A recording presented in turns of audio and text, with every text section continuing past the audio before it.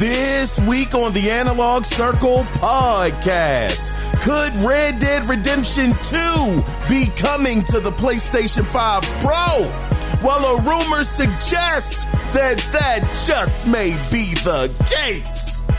We get some hints as to what direction Naughty Dog's new game could be going in, and it is very interesting. It might even rival one of the biggest games on the planet right now. Xbox has a very interesting stat when it comes to their digital game sales. But more importantly, how will this affect their future consoles? And we get an update on The Wolf Among Us 2. All of these stories can be found here and a lot more in episode 229 of the Analog Circle podcast. I am your host, Keon Mitchell, and welcome to the show. Welcome. Sit back, relax, or if you're driving, if you're on the road driving, then hopefully we can accompany you to your destination. Now, with that being said, if you guys do want to be a part of listener feedback, you can do that two different ways. You can either call in at 443-627-9087 and let your voice literally be heard, or you can email the show, and the email address is theanalogcirclepodcast@gmail.com. Matter of fact, I want to shout out to Cody Clark this week for writing in, as well as Crimson Phoenix. Thank you, two brothers. I'm going to see if I can get another episode up and running for the listener feedback this week. But shout out to y'all. Really appreciate y'all, brothers.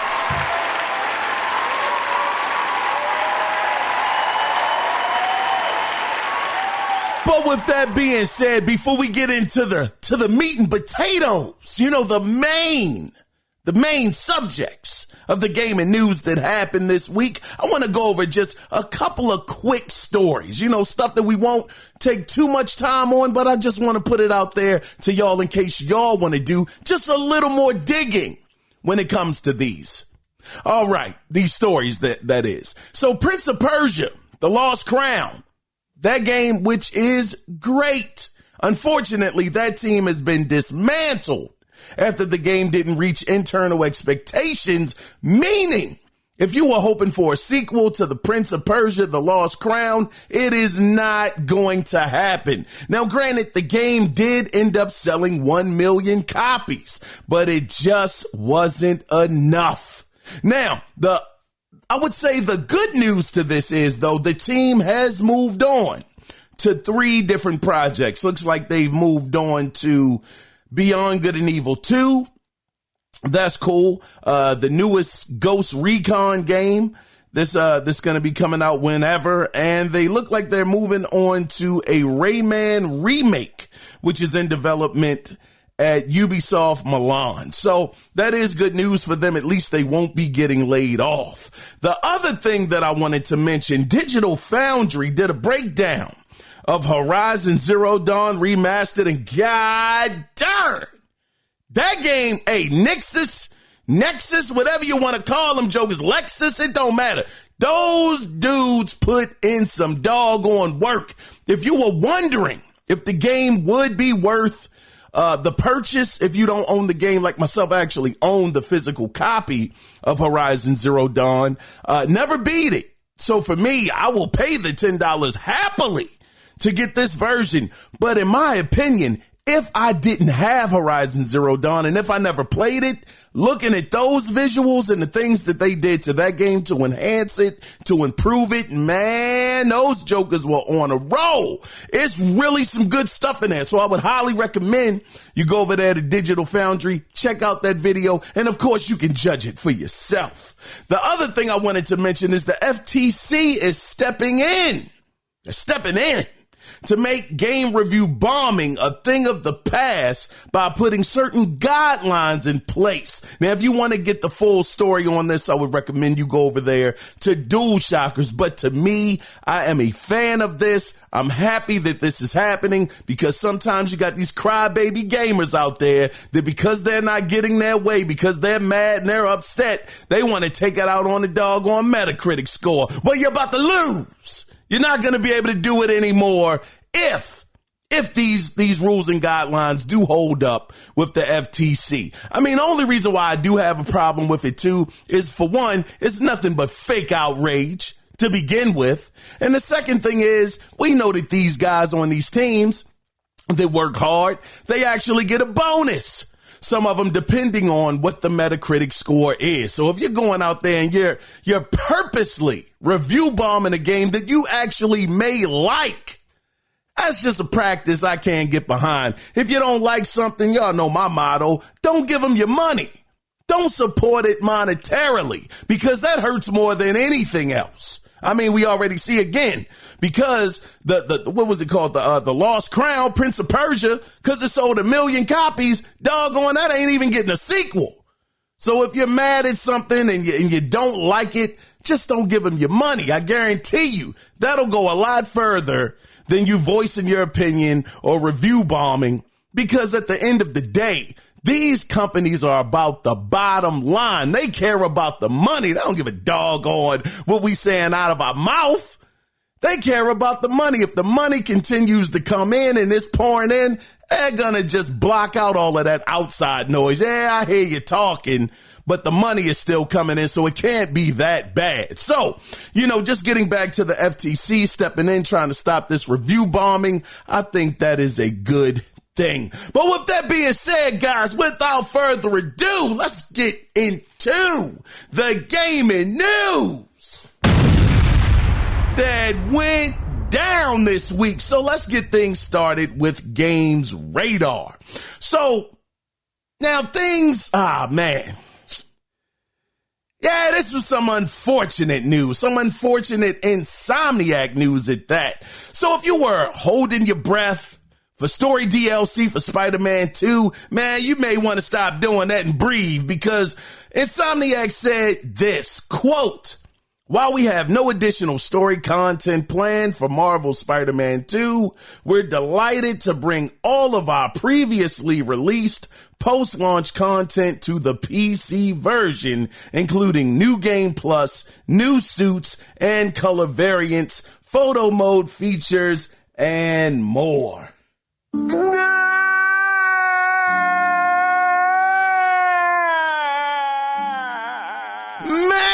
I am hurt. Oh, the hurt is real. I don't give a doggone about no PC version Insomniac. Where is the DLC? Where's the Venom DLC that we all saw from the leaks? Did it happen? That was an unfortunate event that did take place.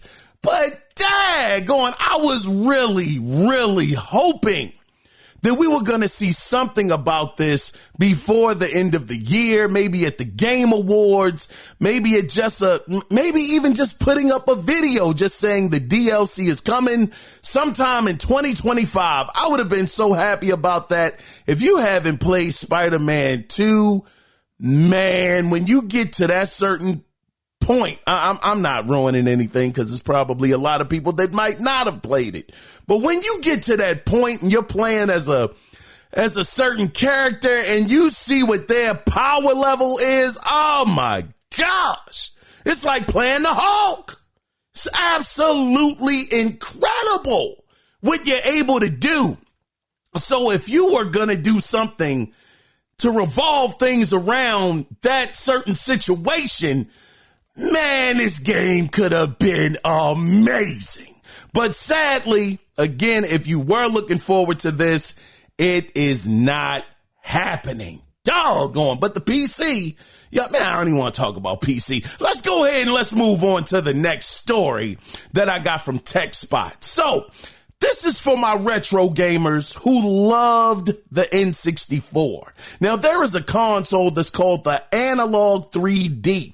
It's spelled ANALOG LOGUE 3D, which has been engineered entirely in FPGA, meaning there is no emulation, but instead you get a faithful reproduction that is compatible with every N64 game ever made. And the biggest benefit of owning this console is it will play most of your N64 games in 4K resolution. Golly. 4K resolution.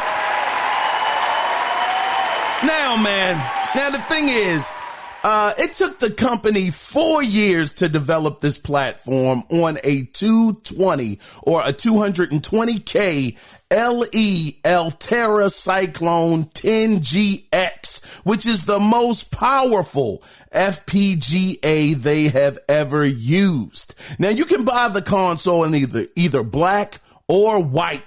It's also region free, plays original N64 games, fully compatible with original N64 accessories, including the expansion pack. Now it also features 4 original style controller ports for local multiplayer. Of course, we all know 007. That was one of those games. Incredible. Where you get you and your friends together. Multiplayer was on fire when that was happening back in the day.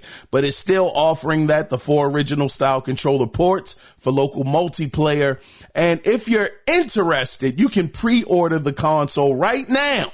But it is going to set you back a little ways. It's going to cost you $249.99. That is a little steep, but you'll be playing these N64 games in 4K, most of them, that is. But they're expected to ship this out in Q1 of 2025. Now, the website to pre-order is the name of the website is store.analog. It's spelled ANALOGUE.co. If this is something that you want to purchase. Now, me, I'm not going to sit up here and act like I was the biggest N64 fan. I was not. The dopest thing about the N64 to me was 2 things. It was the analog sticks and it was the rumble pack. Good grief. Amazing. Absolutely amazing. Shout out to Nintendo for both of those wonders that we still use today in gaming. The other games that I did, like I liked Mario 64, Turok was... I wasn't a big fan of Turok, Dinosaur Hunter, the Pilot Wings that released on there, Pilot Wings 64. It just wasn't a lot of games. 007, of course, that's a no-brainer. Killer Instinct was dope. Big fan of Killer Instinct. Star Fox, that was another dope game as well. I never forget, man. Oh, my goodness. I went to Blockbuster Video on Route 40 West. If you live in Baltimore, you know exactly where Route 40 West is. It's out there in the county. I was out in the county. It was a Blockbuster at Ingleside Shopping Center. I'm sure a lot of y'all that are from the area know about Ingleside Shopping Center on Route 40 West. Went up there. And this is back in the 90s. This is way, way back in the day. It was a Blockbuster up there. I went into that Blockbuster. God dog, they had the N64 on display. Man, I got in there. First time I had ever experienced the rumble technology in my hand. It blew my socks off. I couldn't believe that as I was getting hit, I could feel it in the controller. It was amazing. Sensational, I might add. So that was just such an amazing time when it came to the N64 for that reason. But if you ask me what games were just that amazing on the console, wasn't a whole lot in my opinion, but you guys may feel differently. I would love to hear your list of games that you thought were very, very good on the N64. But I digress. But again, for any of you guys that are N64 enthusiasts, enthusiast, and I'm looking at the box right now. I got my N64 box right in front of me. Well, right on the side of me on my shelf. So, I mean, they got my money, you know what I mean? But still, it wasn't the best console if you ask me. But if you are one of those people that thought the N64 was just amazing, you know, with perfect dark and all of that stuff, and you want to play these games in 4K, then go over again to the website. It's called store.analog.co. By the way, I am not sponsored by these guys. In case you guys may think that I'm pushing this a little too much, I ain't getting a nickel from these guys, but I do think it is dope that they took it among themselves to make something where it can make, games that were of a lower resolution look a lot better. Really goes into really doing that game preservation, as it were, type of situation. So I think that's dope. But let's go ahead, guys, and let's get into the next story. Now, let's talk about some Unreal Engine news. Now, YouTuber MX is MX Benchmark PC, that's his name, MX Benchmark PC, did a comparison video featuring the Matrix Awakens tech demo for Unreal Engine 5.0, versus version 5.44, as it was discovered that without any customization, CPU performance has been improved. Now, this is the version 5.44. It was discovered that without, again, any custom optimization, CPU performance has been improved up to 40%, depending on the scenario. Now, there has also been an improvement in GPU performance, but not quite as much as the CPU. But the GPU has seen a 20% increase. So they continue to improve on the engine. Now to check this out, in case you are wondering how it looks, to check the video out, go to MX Benchmark PC's YouTube channel. Now, they also mentioned something about the short shaders, pro compilation step means that any game won't stutter crazily at the beginning, but there are performance drops caused by shader compilation happening during gameplay. I'm going to tell you, as I was looking at this video, I mean, it was when it was showing the 5.0 versus the 5.44 version of Unreal Engine 5, I was seeing better ray tracing or better reflections. Like, they were showing the character, they were looking at the car at first. The reflections were very, very dull. But then when you look at it in the 5.44 version, man, it was crisp. And that Matrix Awakens demo, I did not have my PlayStation 5 when that demo first released, but golly, that's where I think we should be in gaming right now. From what I heard of that demo, from what I saw from Digital Foundry, oh my gosh, incredible. That's when I became a fan. That's when I became a stan of Unreal Engine 5. If you guys were wondering, why is this guy just so obsessed with the Unreal 5 engine, that's what did it for me. When I saw those doggone graphical prowessnesses of the graphics, I said, oh my gracious. This is next level. When you saw the facial animations when they were in the car, when in the chase scene, oh, shucks, man, golly. I said, man, this engine is unbelievable. And if they can actually make this happen in games in real time, oh my goodness, it is no going back. No going back. So I'm just happy to see that they continue to add on to the engine, to continue to make the engine better. And it just really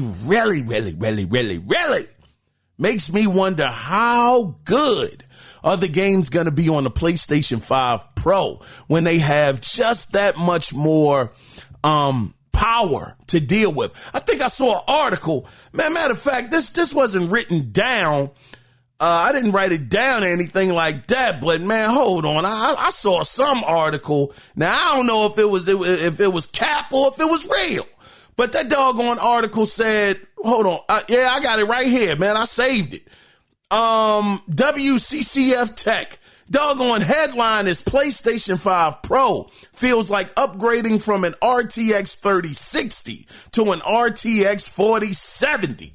PSSR can improve ray tracing quality. Now, did I go into the full story? Not quite, but I do know that they mentioned Digital Foundry somewhere in this article. But God dog, going from a 3060 to a 4070, golly, for the $700 price point. Man, let me tell you something. Just thinking about what they may be able to pull off with the Unreal Engine 5. And I'm going to tell you the game that will show us how good or how serious the PlayStation 5 Pro is when it comes to the power of it and being able to have the best performance. I want to see Black Myth Wukong. That's who I want to see. I want to see how that game actually performs on the PlayStation 5 Pro. I want those guys over at Game Science to put in a patch, start doing some work, because if that game can start to run at a solid 60 frames per second or native 4K, then I will say you just might have something on your hands when it comes to that, because you showing off Last of Us 2 and Ratchet and Clank Rift Apart, even though you guys know I'm a doggone man. I love that. Love that game. Matter of fact, anyway, I ain't going to bring that up yet, but, showing off those things are fine. That's great. I ain't even going to say it's great. It's okay.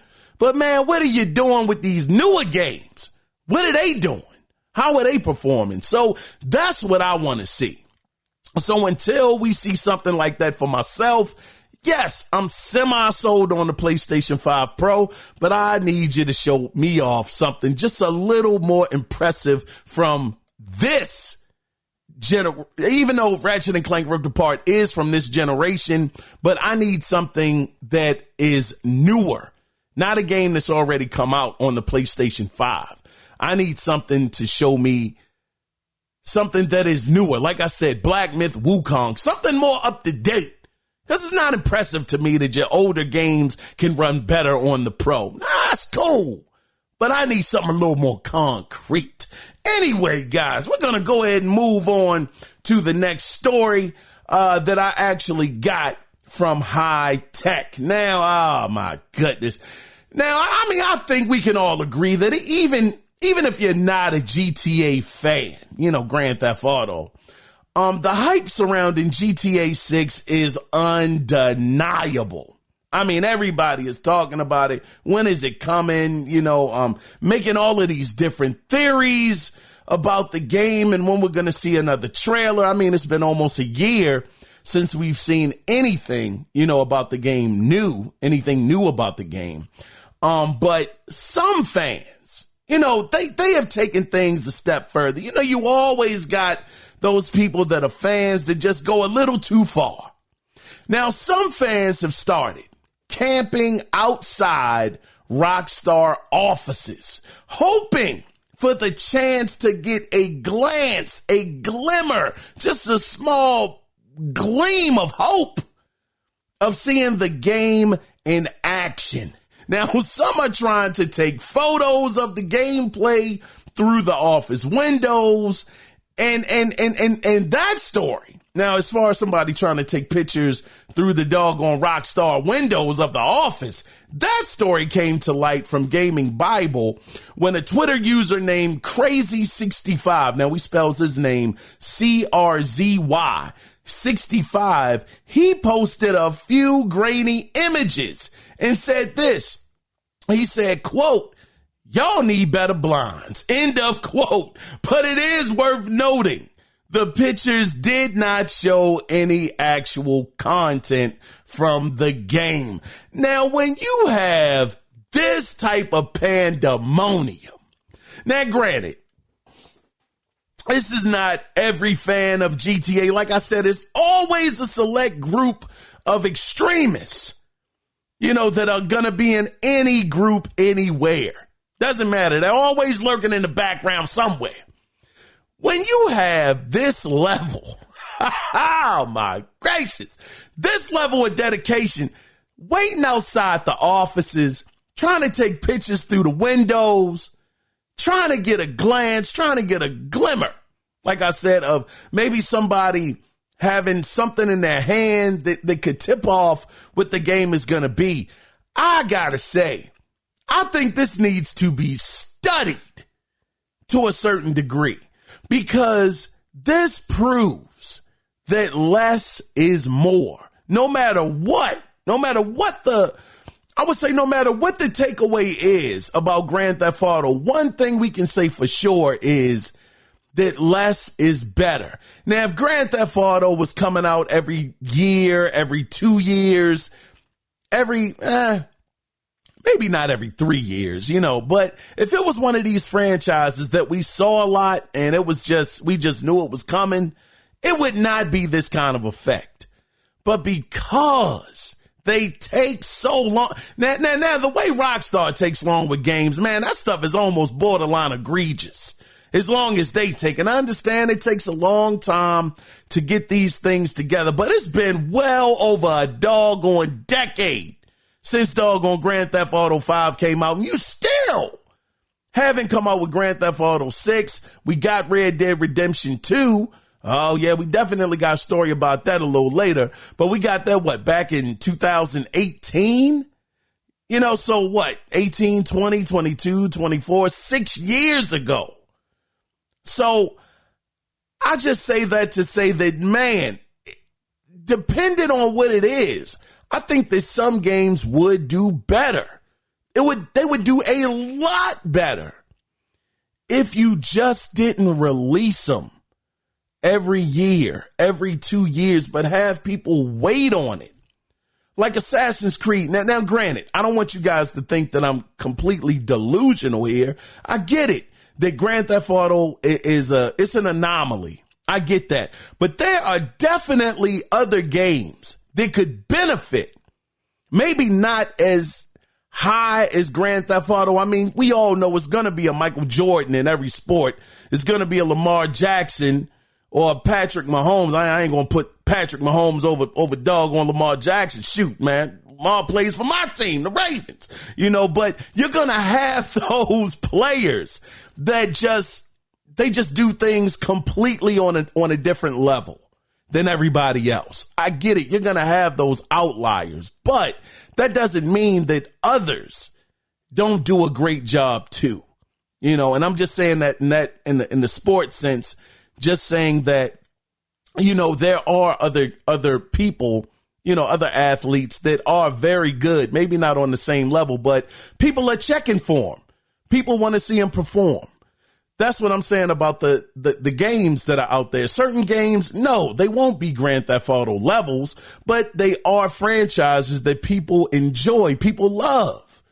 Like I said, Assassin's Creed is out there as well as some others. Uncharted is something out there that at this point in time, man, we would love to see another Uncharted out here. Even Tomb Raider has been gone long enough where getting another one of those is kind of, bubbling just a little bit more. So I think that, having certain franchises, certain games just not show up every year could possibly remedy this problem that it seems like the industry is having with having games sell to the numbers that they are expecting them to sell at. Because when you're absent for long enough and you're great, you have a great product, people will start itching for that product. And if it's gone long enough, once you talk about it's being released or you're starting to set a rollout for it up, man, you will get those numbers. I mean, I remember back in the 90s when, games, man, you were hard pressed to get a new Super Mario Brothers game. You were hard pressed to get another Star Fox. It was hard. I remember when Star Fox came out on the Super Nintendo with the effects chip. Man, it was so much hype around that game, and that released, if I'm not mistaken, in the summer. Hold on, let me see something, man, because we here together, God dog. We gonna spend some time together. I'm gonna check to see when the original Star Fox released, because I thought it was in the summer. when did the original Star Fox release? Let's see. According to Wikipedia, the first game, Star Fox or Starwing in Europe and Australia, was released for the Super Nintendo Entertainment System in 1993. Developed by Nintendo EAD and programmed by Argonaut Software, it uses the Super FX chip to provide 3D graphics during a period of predominantly 2D games. Yeah, it was amazing, but I want to know the actual... Oh, no. Maybe I was wrong. Hold on. It might have came out in February. I'm looking at the Wikipedia here. Let me see. Email me later. Hold on. All right, so that didn't come up. Tag. It just says 1993. Okay, no, it was February. It says February in Japan. March somewhere else. Over in Europe, it came out in June. And in the UK, it came out in June. I'm taking it. We had to be in there somewhere because, like I said, Japan was February, has NA for March. So I don't know who that covers, but I'm sure Europe, UK, and in the US, we got to be somewhere in there. In Europe and in UK, it released in June of 93. I just remember it was hot outside when it released, and I was fiending the doggone get that game. So you will have these games that if you wait long enough, you will have the buzz, you'll have the attention to actually sell the games, and get the number that you're looking for. But I just do believe that they need to slow down when it comes to all of these big releases coming out so close to one another. You don't have to come out every year. You ain't got to pop out every year. Just kind of fall back a little bit, and I think the numbers would rise a little bit more. But anyway, I've rambled on long enough about that. My apologies. Matter of fact, hold on. Before we actually move on to the next story. Now, just sticking with Rockstar for a little longer. The voice actor, Rob Weithoff, his last name is spelled Wiethoff. Weithoff. Again, he's the voice actor of the legendary gaming character John Marston. Now, he did mention Red Dead Redemption 3 and the direction it could go in. He said in the video at the 5-minute mark, which is circulating on Reddit right now, he said, quote, if they did another prequel, end of quote. Now, this statement follows Rockstar Games' assertion that the second installment marked the, quote, end of an era, end of quote. And Rob speculates that moving beyond that era would lead to a more modern setting, possibly leaving behind the traditional Western theme. So this does bring up a good question. Where does the franchise go direction-wise? Now, do they focus on John Marston's son? Now I'm so tongue-tied. Pardon me, y'all. But do they focus on John Marston's son? Or do they go back to the origin story of Dutch when he was messing with the Driscolls, I believe, and they had I don't want to ruin it, but I don't want to ruin the story. Somebody might not have played Red Dead Redemption 2 right now. I don't know who would have held off, but it is what it is. But where would they go story-wise? Because when John Marston's son comes onto the scene, I mean, already cars are being talked about, airplanes are being talked about at that point in time. So, yeah, you're right. You're kind of, the guy, Rob, the voice actor, he is right. If you go any further, like with John Marston's son, then you're coming up on, more of a modern era, which will definitely take away from, what people that are fans of the Red Dead Redemption universe love, which is that rugged Wild West, no rules, no laws, jumping on trains and robbing the trains, putting the face masks up and all of that stuff, riding on horses. I mean, it's kind of like, to a certain degree, did Rockstar possibly pin themselves in a bad spot? Now, again, granted, you can always go back to Dutch, and then maybe see his mentor, and then you start going way back. You start really going a lot further back. So I'm just interested, what direction could they really go in with Red Dead Redemption 3? I'm just curious. I would love to play as John Marston's son. I think that'd be dope, but does that take away from that Western feel? Because even in the game, in Red Dead Redemption, they hint at the point that, these are the last days of the outlaw, the days of the outlaw coming to an end. And that's hinted at a lot in Red Dead Redemption 1. So that era is like really close to the end at that point in time. But I don't know. I'm rambling again, but I'm just curious to know, what will your thoughts be of where they should take the story? Would you want to play as Dutch? Think that'd be interesting, man. Maybe they could talk about his past, because y'all know how he was getting down in Red Dead 2. Whoa, that brother was, I don't want to spoil it. Anyway, let me move on. Golly, that was such a good story. But we're going to keep moving forward. Hold on, pardon me for a second. I had to clear my throat. Let's get into the next story that I actually got from Eurogamer. Now, I know there are some fans out there, golly, y'all might be a little hurt about this, but I know it's some fans out there clamoring for another Killzone. But, man, just like that Spider-Man DLC, man, don't hold your breath, brothers and sisters. Start breathing. Because according to Guerrilla Games art director Roy Postma, he said this, and I quote, "We were done with it as a team, as a studio. We needed to refresh the palette. It was by choice the opposite of Killzone." End of quote. So it seems like, man, according to him, that he is the art director, Roy Postma, they're done with it. They're finished.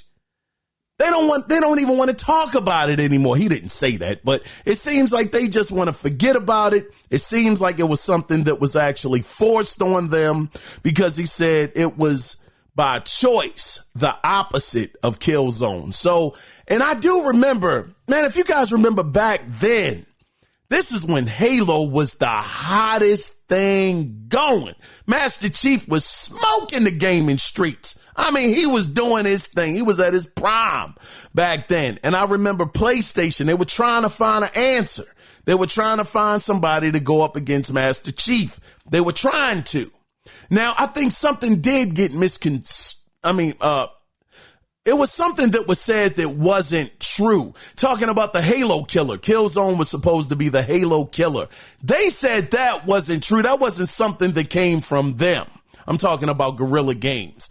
They didn't say it was going to be a Halo killer, but because they said that, put a lot of pressure on their shoulders. And then Sony did not help them when it came to that infamous E3 show of 2004 or 2005. I want to say it might have been 2005. That infamous show where they showed off Killzone on the PlayStation 3, and that Joker looked like a real daggone movie. I said, oh my gosh, no way the game looks this good. Of course, when you're hoping and you're praying, man, you'll believe anything if you see it, if you want to believe it enough. So them setting that bar, that Killzone was going to be able to look like that. I think that was supposed to be Killzone 2 or 3. I can't quite remember which one it was. But when they set that bar that high for Guerrilla Games to actually match that visually, man, I know they were sick. I know they were so mad at Sony for that. I know they were so mad. Like, how are we going to match that bar? You just set us up for failure. So, I mean, taking those things into consideration, the pressure of what Killzone must have meant at that time for the studio, they probably didn't like it. They probably they didn't like it at all. So when they got a chance to get away from that, to completely disassociate themselves with that for another project, i.e. Horizon, Zero Dawn and Horizon Forbidden West, Jokers probably said, man, yeah, we want to concentrate on this. We're going over here and we're leaving that alone. So again, for anybody that thought Killzone would be making a comeback, at least as it stands right now, because anything can change, but at least for right now, they are done with it. So I would not expect for them to be coming up with a new one anytime soon. Let's go ahead, guys, and let's get into the next story that I actually got from Windows Central. So let's shift into some interesting stats. And I would have to say, I guess this would be some numbers. Show me the money. So according to Circana's executive director of games, Matt Piscatella, he reported an update on Xbox's digital split, showing that the Xbox platform has hit 91% when it comes to game sales being made digitally. 91%. I mean, you can't get much higher than that.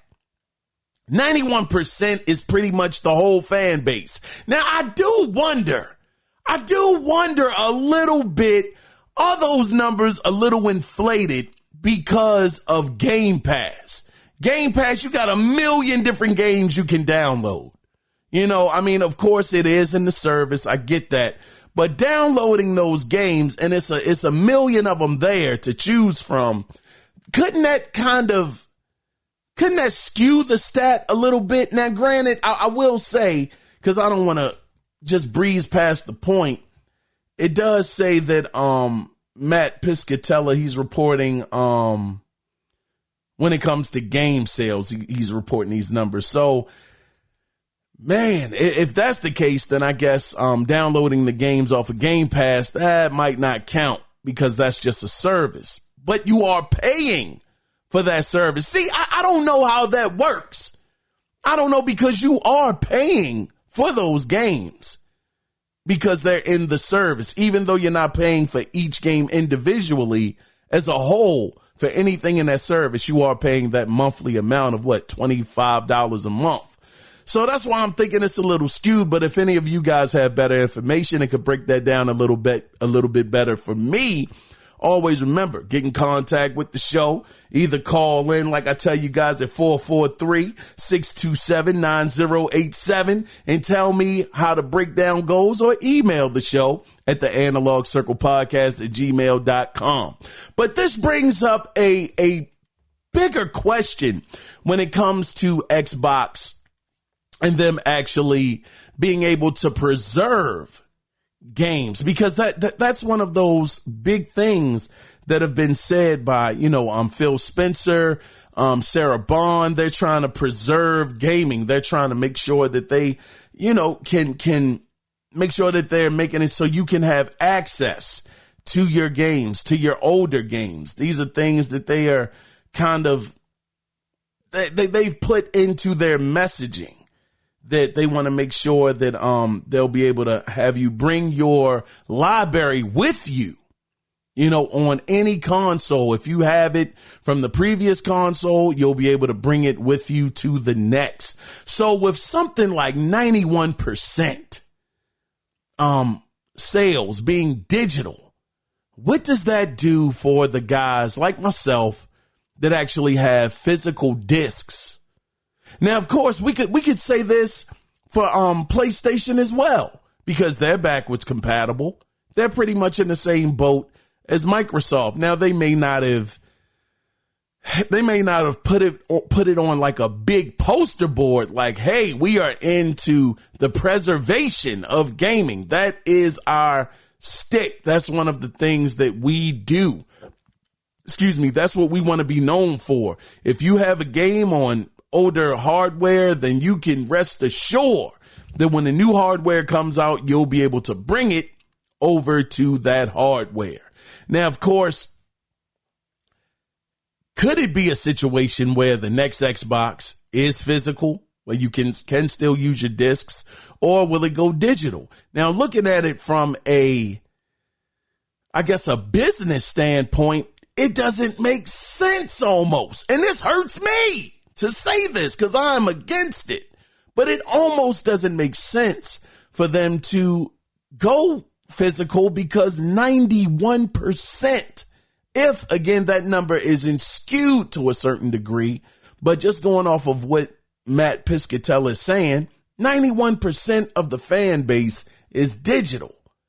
It's like at that point in time, it's like, hey man, look, we're just going to read the market and we're going to make these things from now on digital. Physical, you're just out.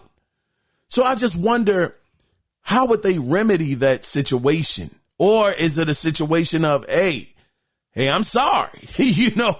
I understand you got a physical copy. I get it, but nah, it's not going to work.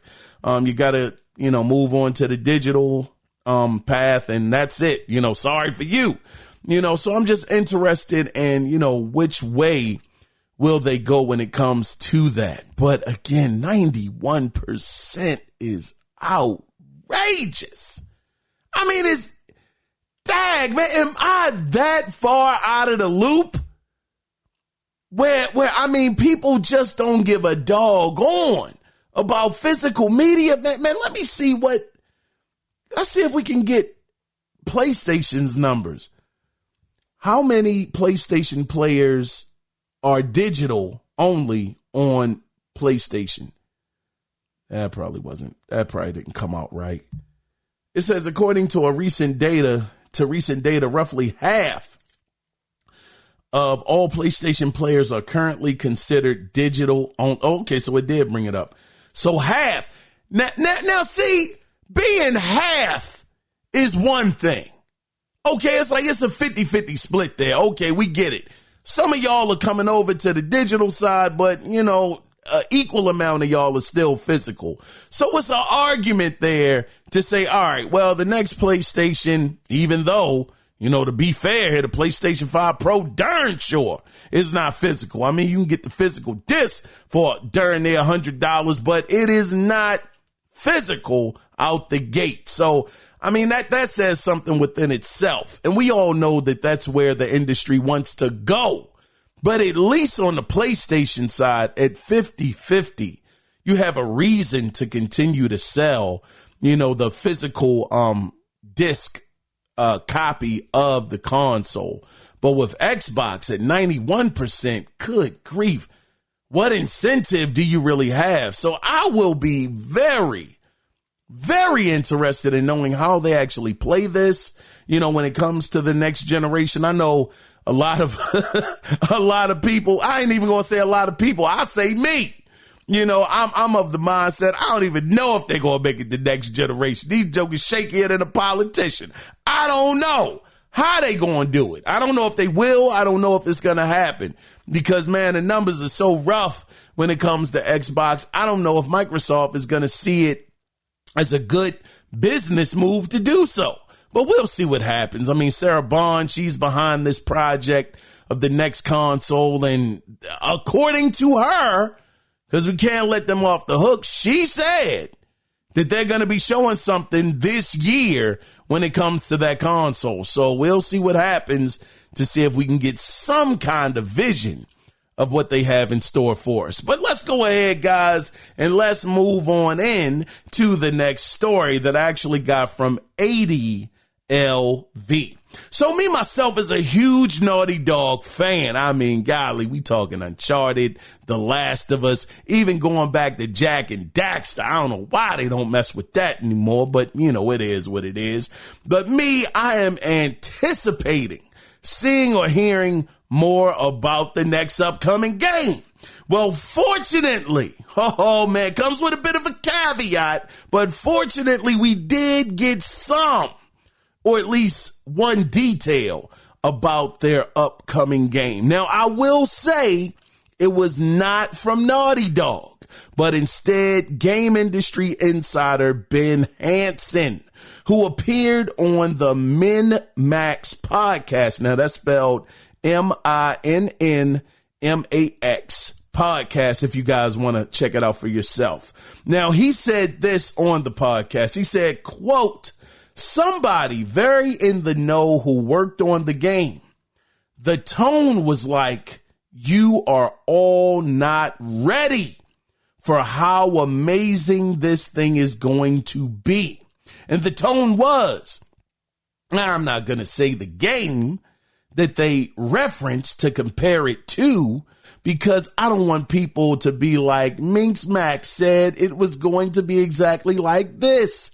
But they compared it to a game with a lot of player freedom. End of quote. So we all know what this game is, man. We know what game you are referencing, sir.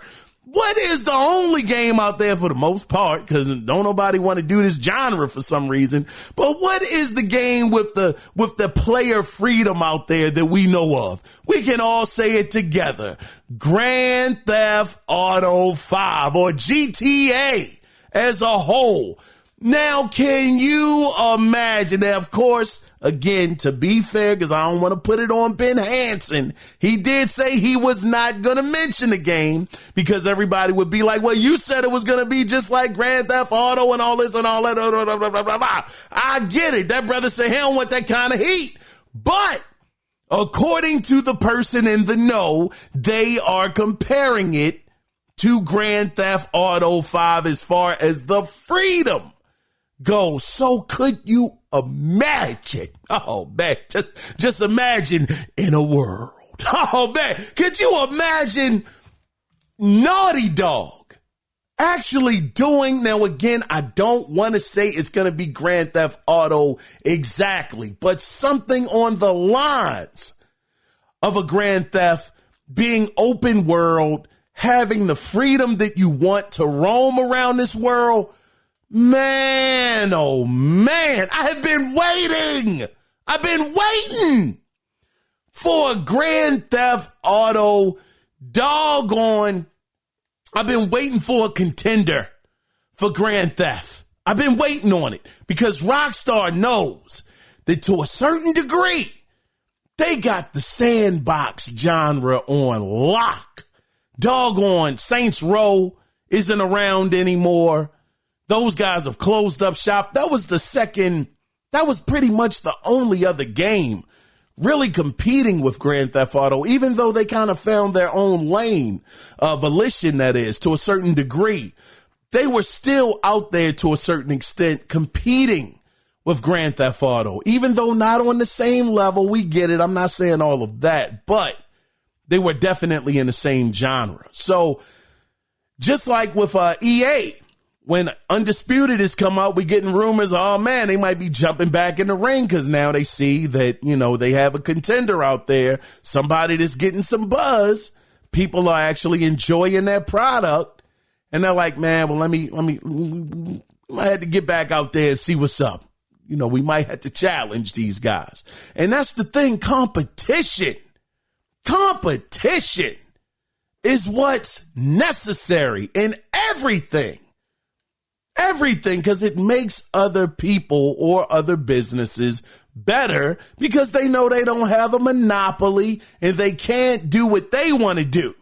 This ain't camp what you want to do. It's what you have to do in order to stay competitive so that you can survive. That's why, again, I never wanted to see Xbox go away, Nintendo go away, PlayStation go away. We need all three of them. I'm mad at Xbox right now because of the moves they making, but make no mistake about it, I want them around. I'm a fan of them. I'm just not a fan right now. But getting back to this Naughty Dog game, oh my goodness, if anybody could challenge Rockstar when it comes to visuals, when it comes to story, when it comes to gameplay, man, I put Naughty Dog up there with them. And how much of a departure would that be that their next game is open world. Now, again, I do want to just kind of bring this thing, kind of back down to earth. I don't want to try to sell, any false hope or dreams. But again, Ben Hansen, who heard this from somebody who's in the know, is saying, again, that this game is amazing and that we're not ready for this. And I want to believe this. This is all buzzwords. I get it. But, well, actually, this isn't even buzzwords because this isn't somebody who works at Naughty Dog that's telling us this. This is a third party that this is being reported from. So if they're saying that it's that amazing and the tone is going to be kind of like Grand Theft Auto, as far as like the freedom and things like that, then good grief. I mean, I am amazed. Now, I don't want to get my hopes too far up because these are rumors. So we got to take it with a mustard seed of truth. Not trying to hype everybody up. I'm not trying to hype myself up, but I am, because I've been waiting to see what, hold on, pardon me. Excuse me, guys. I've been waiting to see what Naughty Dog is going to do next. Now, up to this point, we've heard that they're going to be doing a first-person shooter. That was the thing we heard, a science fiction first-person shooter. Now we're hearing that it's an open world game, kind of on the lines of a Grand Theft Auto. Oh, shucks. That'd be amazing. So hopefully, we will see something about this game sooner than later, because I am very, very interested to see what they're going to do with a game like this. Naughty Dog, man, that storytelling is top tier. Graphics are top tier. Gameplay is awesome. Doggone, that detail. They are the only game. Man, you want to talk about detail? To this day, The Last of Us Part 2 is the only game that I have seen that does something very, very original. It is subtle. It's not a huge deal, but when it's happening, it makes an impact. It is the only game to this day that I have heard the NPCs, when you actually shoot the NPC's friend or whoever's beside him, they actually would yell, "Jason, no, you shot Jason." It's like, yo, oh, shucks, that was his friend. That was his actual friend. He named him. Jason ain't with us no more, but that was his friend. I have never seen that kind of detail in a game since. It's a minor detail, but doggone, to a certain degree, after I shot Jason or whatever the name was, I kind of felt a little guilty. I'm like, oh, shucks. They had been through the trenches together. I done took this doggone person away from, his friend. Now, I know it's gaming. I know it's not real. I don't want you guys to think that I'm tripping. But it just, in that moment, it made it seem so doggone realistic. When you shoot the dog, they're like really like broke up about it. It's those kind of details that Naughty Dog does so well, that if this is true, and this game is going to be open world, kind of on the lines of Grand Theft Auto, man, these guys could definitely take Rockstar on 1v1. I think they're just as talented, and it would be a sight to see. But we'll see, man. Again, as rumors go, take this all of this with a mustard seed of truth. But guys, let's go ahead and move on into the next story that I actually got from Eurogamer. So The Wolf Among Us 2. Oh my gosh, man, I loved The Wolf Among Us 1. But The The Wolf Among Us 2 has been a game I have been anticipating since it was shown at the Game Awards. I believe that was back in 2017. And since then, it's been quiet over at Telltale. They haven't really been saying too much. I know they came out and said something maybe about a year and a half ago, might have been 2 years ago, where they said that they were still working on the game, but nothing too much after that. It's been completely silent over there. Now this was up until around yesterday. A whistleblower came out and said Telltale were at a, quote, critical point where they might have no choice but to shelve it, end of quote. Now, when I heard that, I said, golly, I mean, it's been taking a long time.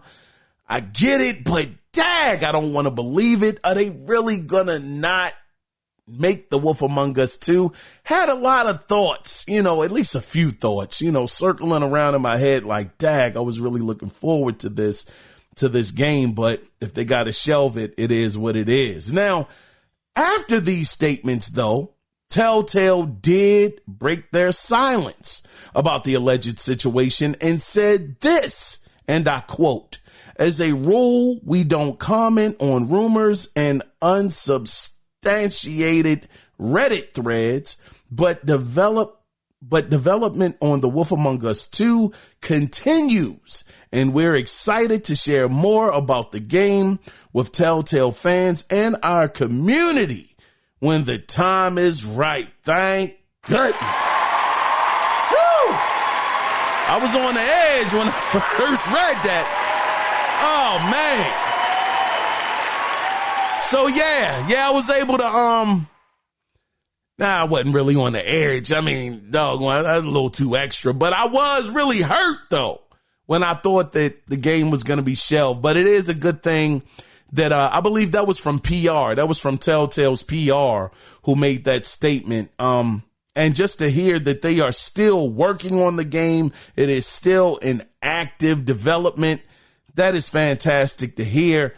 I believe Telltale is shut down. What was it, around like 2018? I think they got shut down because they weren't making any money, made some bad decisions financially, and they weren't able to survive. And I believe after that, after Telltale initially shut down, I think it was Skybound Games, they came in and picked up Telltale, and they've been working with them, I believe, on The Wolf Among Us 2 ever since.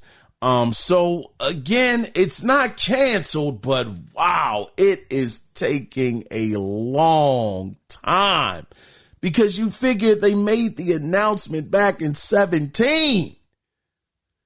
It's like 2024. That's 7 years. It'll be 2025 next week. It'll be as fast as time is going, it'll be going on 8 years since they made this announcement. It's definitely creeping up on 7 for sure. Let me say 18, 19, 20, 1, 2, 3, 4. Yeah, this December at the Game Awards, that will mark 7 years that the game has been in active development. So to a certain degree, I think anybody would be like, okay, this is not a AAA title. This isn't a God of War. This isn't a Halo. This isn't a Gears of War, level game as far as like the budget, the AAA. It's not a AAA. Why is it taking so long? So you could say to yourself, man, this thing has just been canceled.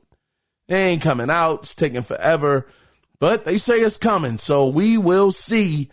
Hopefully we'll get some more information on this as the weeks, the months, and hopefully not years, but at least, weeks and the months as they go by. Maybe we get an update at the Game Awards later on this year, but we'll see. But I want to go ahead and get into our final story for the week. And I actually got this from PlayStation Lifestyle. So I could have actually mentioned this a little earlier when I was talking about Rockstar with Red Dead Redemption, because it is, of course, related to Red Dead Redemption. But do you guys remember a few months ago when that leaked video of Red Dead Redemption came out, when they said it was actually releasing on PlayStation 5? And since then there was a rumor that came out that said that it was canceled, that PlayStation 5 version of Red Dead Redemption 2 was canceled. Well, it seems like, according to a Twitter user his name is Bogorad, spelled Bogorad, Bogorad222. He saw a quote, Red Dead Redemption PS5/Switch, end of quote, mentioned on a LinkedIn profile of Emma Anderson, who is a production coordinator at Rockstar Games. Now, last year, because let's start breaking it down just a little bit. Last year, Red Dead Redemption 1 released on PlayStation 4 and Switch, followed up with a 60 frames per second patch on PlayStation 5. Now, it's worth noting that Emma's profile states that she started the job in June 2023, just ahead of the PlayStation 4/Switch launch. And a year after rumors circulated that Rockstar canceled Red Dead Redemption 2's current gen port. So this is the thing. Could it be a situation of Rockstar, them actually not canceling Red Dead Redemption 2 on PlayStation 5, but are continuing development on the game to coincide with the PlayStation 5 Pro's launch to take full advantage of the console? Now, I know it's a stretch. I know I'm reaching like Stretch Armstrong right now. But to bring it all into perspective, there is no Red Dead Redemption 1 PlayStation 5 version, or at least a Red Dead Redemption 1 PlayStation 5 specific version. It just so happens to be backwards compatible with the PlayStation 5. So when this woman has Red Dead Redemption Switch/PlayStation 5, it doesn't make sense that she would be talking about the PlayStation 5 version when it wasn't a native version for the PlayStation 5. Again, it was only backwards compatible on the PlayStation 5, and it brought it up to 60 frames per second and all of that stuff. But Rockstar, they are in the business of making money. And I know that these guys are fully aware that a PlayStation 5 Pro version of Red Dead Redemption 2 running at 60 frames per second, running at that 4K resolution, have maybe a little bit of ray tracing going on or whatever may have you, man, they know that joker would fly off the shelf. Absolutely soar. I mean, that joker would boogie down the road. There would be no doubt about it. Jokers would be, they'd be flying to millions of dollars. No doubt about it. So we'll have to wait and see what happens with this. Whether or not it's true, we'll see. But it just doesn't add up. If she has PlayStation 5, anyway, I've said it, and I'm going to forget it right now. But anyway, that is the end of the gaming news this week, which leads us to one of my favorite parts of the show, and it is Video Game Theater. Now, we're going to take a look back at April 12th, 2016, at an amazing game that made me a humongous, almost a diehard fan of this existing IP. It is no doubt. Matter of fact, this IP made its debut on PlayStation 2. And what am I talking about? I'm talking about Ratchet and Clank, the reboot that actually released on PlayStation 4. And in this scene, we'll be taking a look back at Ratchet trying out to be a galactic ranger. So we will return with the final part or section of the podcast after this week's Video Game Theater. Stay tuned, guys. But wait, it gets worse.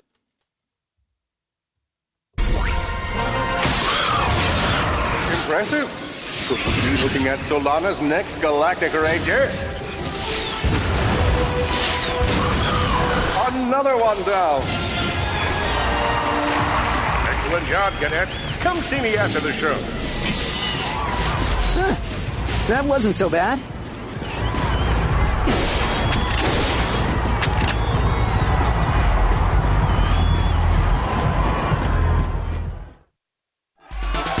Ladies and gentlemen, the savior of Solana, Captain Quark.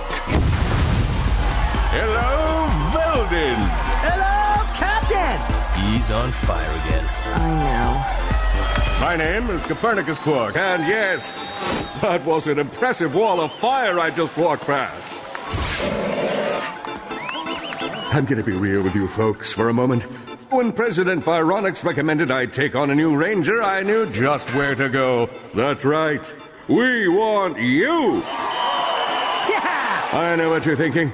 Do I have what it takes? After all, you may not have prevented Dr. Nefarious from atomizing Illyros City. You may not have stopped Neptune Prague from rendering the entire population of Iridia colorblind. Twice. After all, you may not have this chiseled jaw or godlike pectoral region, but if you have heart, then you have what it takes. You don't have what it takes. But I have heart. Yes, but unfortunately that heart is encased in a weak, muscleless mass of inexperience. Plus, there's your history to consider. Got a long line of citations here. Possession of an illegal gravity repulsor. Operation of a black market accelerator. Willful disruption of the space-time continuum. That is a funny story. You're reckless. You're a loose cannon, and you're dangerous. That's my shtick. Wait, just give me a chance. Sorry, no time. Galaxy in jeopardy. Get back out there. And remember, you can do anything. As long as you're me. Ratchet and Clank reboot. God, dog. It was so incredible. So incredible. Made me an absolute fan of the franchise, and it has not let me down yet. Matter of fact, I think it was something out there saying that the next Ratchet and Clank is going to be releasing around 2029, if I'm not mistaken, and I will be there day one. But guys, what I want to do now is I want to read something to y'all that really caught my attention. And we're going to get into the final section of the podcast with this, with the question of the week. And I know you guys saw it. And, I thank you guys again for being here. But it's because of this, what I'm about to read to you, which is making me ask you guys this question. So this is according to Insider Caracasis. It's spelled Karakasis. Sony and Insomniac are, quote, gearing up, end of quote, to show fans more Wolverine soon. Now, she said, and I quote, from our little digging, it looks like Sony is gearing up to show off some new stuff from Marvel's Wolverine. It's hard for me to determine when it'll happen, but I'm guessing it'll be this year, either at TGA or at some unannounced super secret event. End of quote. Now that has led me to ask the question. I don't even know what TGA is, but it's TGA. We might have to look that up. But that has led me to ask you guys this. Oh, I'm so tongue-tied. Are we getting a PlayStation showcase in 2024? Is it going to happen? I ain't forgot. Sony, I thought that this was something you guys were working on. Here it is. We're in October. It'll be November next week. Next week, we'll be going into November. And we have not heard any word on when or if PlayStation is going to have a showcase. I don't care about the PlayStation 5 Pros, that showcase that you had and all that stuff. That wasn't even a showcase. That was just an announcement. I could care less about that. I want to know, where are the games and the showcase that you have coming to the PlayStation 5? Is that happening this year? Again, we're almost in November. We were told all of these things all year long. Oh, what's going to happen? It's coming up over the summer. Oh, what's going to happen in September? Now, granted, I'll kind of give you September because, hold on. I'll give you September because there was an event. No, it was not a showcase, but you did show off the PlayStation 5 Pro. So September, okay, that worked out to a certain degree. But again, where is the showcase, Sony? Where is Wolverine? I mean, this woman, hold on, let's look up what TGA is, because I know it ain't Tokyo Game Show. Hold on, let me see. What is TGA? Says TGA can refer to transient global amnesia and temporary memory loss. Oh, nah. Let's see. What is gaming TGA? See if they come up with something. Oh, shoot. God darn. Oh my goodness. Oh my gosh. Man, I am so, You big dummy. Man, this is the Game Awards. Oh, shucks. Oh my goodness gracious. Move this man. Oh, God, dog. Wow. Pardon me, God dog it. Man, listen. Yeah, that could happen. The TGAs or whatever. Yeah, that's cool. But I need to know, when is Sony going to do this show? Is it still happening? I'm curious to know. Again, I'm about to get up out of here, but are we getting a PlayStation showcase in 2024? I want to get your opinions, man. If y'all want to be a part of the conversation, feel free to call in at 443-627-9087 and let your voice literally be heard, or you can email the show, and the email address is theanalogcirclepodcast@gmail.com. I was your host, Keon Mitchell, and again, I want to thank you guys for being here. Thank y'all.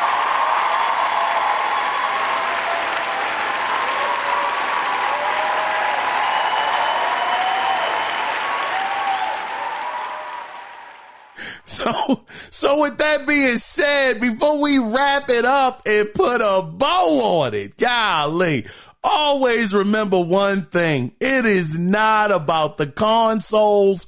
It is about the games. So until next Wednesday, when we do it again, until then, you guys take care. Be safe out there. Bye-bye.